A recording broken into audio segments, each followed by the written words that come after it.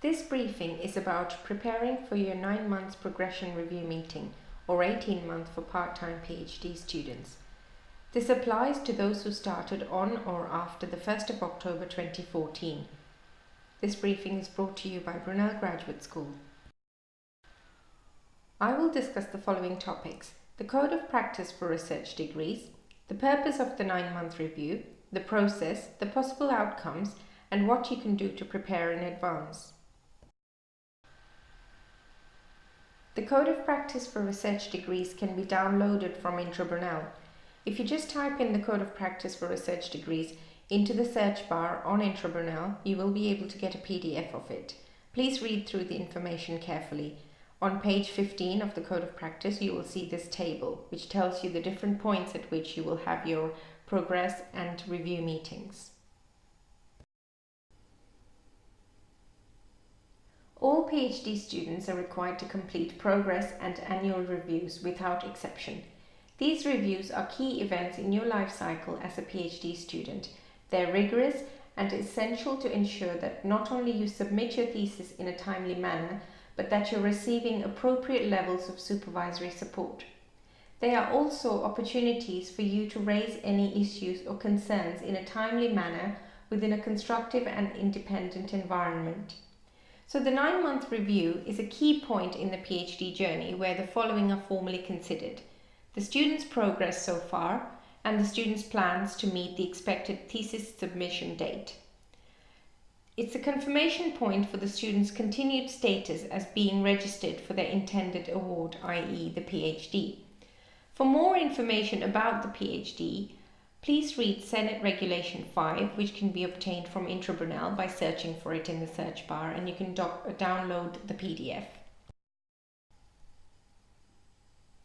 The progression panel will consist of an independent chair, who's usually the departmental PGR director or their nominee, your Researcher Development Advisor or RDA, and another independent research active staff member.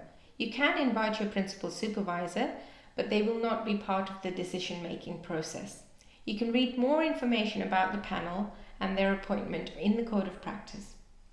The PGR office will contact you to arrange a date and time and location to meet the progression panel. The date will normally be within a week of the due date as listed on eVision, subject to the availability of the panel members. There are a couple of documents that you need to upload onto eVision before your 9-month review. These documents need to be there uploaded and ready for viewing by the panel at least a week before your meeting. Firstly, you need to download the Proforma report template from eVision under My Research. The student completes Part A of the report and needs to send it to the principal supervisor to complete Part B. The principal supervisor will then return it to the student, who can look at it and upload it onto eVision. The student and principal supervisor are encouraged to meet up to look through the document and ensure that everything is satisfactory. Secondly, you have to complete the 3D Researcher Development Plan. There is a separate video tutorial on engaging with the 3D tool. You may have engaged with it at your 4-week meeting. This is an updated version, so look through it, reflect on it, write down any training or experiences that you have gained since then. Thirdly, there is a document, a 10 to 15,000 word document that you need to write, which should include a critical review of the literature that relates to your PhD. It should include a description of the methods that you propose to use, any results or outcomes that you have already achieved or that you aim to achieve, and talk about the expected outcomes, and propose any future work. Finally, you also need to show evidence of having completed the Research Integrity Online module. The Research Integrity Online module is available under the Graduate School folder of Blackboard Learn. Allow at least a minimum of 5 hours to complete the core activities of your chosen discipline.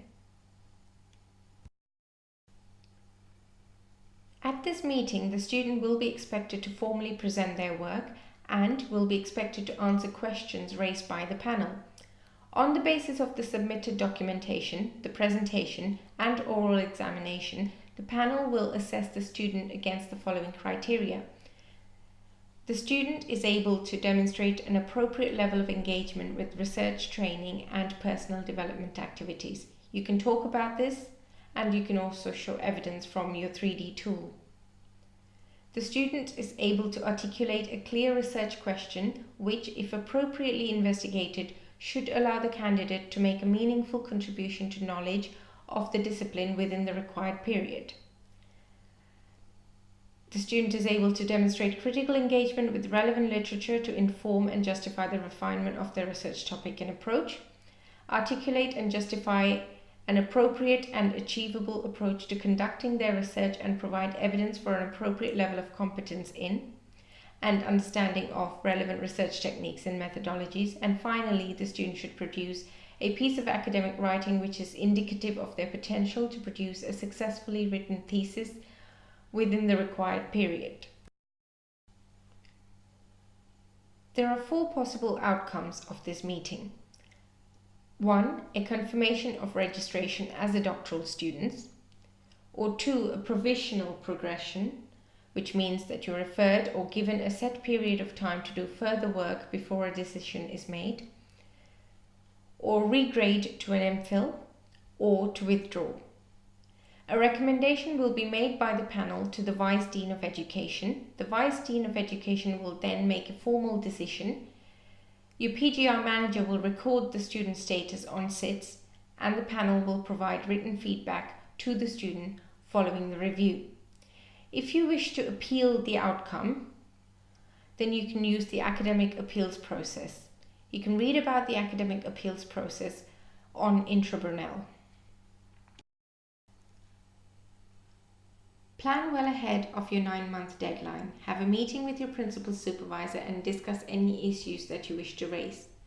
Ensure that the documentation that you have submitted onto eVision meets the required standards, and ensure that you have completed the Research Integrity online module.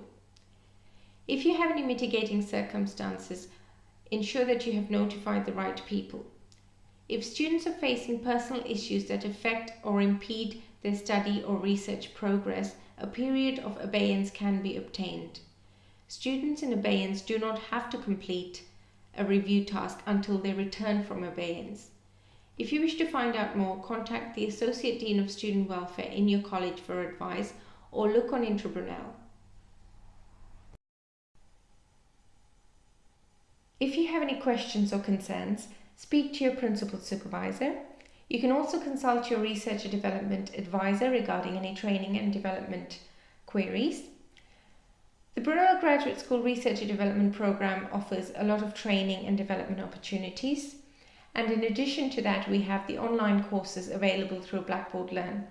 Under My Organizations on Blackboard Learn, click on Brunel Graduate School Research and Teaching Courses. This is the same location under which you will find the Research Integrity online training. In addition to that, you can visit the library for further information and related training. Thank you and good luck.